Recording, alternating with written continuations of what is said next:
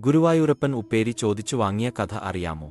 പണ്ട് ഒരിക്കൽ ഗുരുവായൂർ ക്ഷേത്രത്തിന് അടുത്തായി ഗുരുവായൂരപ്പന്റെ പരമഭക്തനായ ഒരു കൃഷിക്കാരൻ ഉണ്ടായിരുന്നു.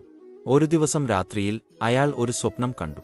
ഗുരുവായൂരപ്പൻ അടുത്തുവന്ന് പുഞ്ചിരിച്ചുകൊണ്ടു പറഞ്ഞു, എനിക്ക് പച്ചപ്പയർ ഉപ്പേരി കൂട്ടണം, കുറച്ചു പച്ചപ്പയർ നാളെ ക്ഷേത്രത്തിലേക്ക് എത്തിച്ചു തരുമോ? ഗുരുവായൂരപ്പൻ നേരിട്ട് വന്ന് ഒരു സാധനം ആവശ്യപ്പെടുക എന്നത് ഒരു ഭക്തൻ കൈവരുന്ന പരമഭാഗ്യമായിരുന്നു.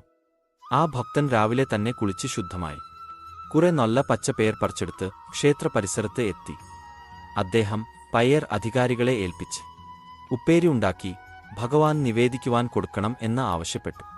സ്വപ്നത്തിൽ ഭഗവാൻ തന്നോട് പയർ ആവശ്യപ്പെട്ട വിവരം അവരെ ധരിപ്പിക്കുകയും ചെയ്തു. അയാൾ പറഞ്ഞ സ്വപ്നം അവർ ആരും വിശ്വസിച്ചിരുന്നില്ല.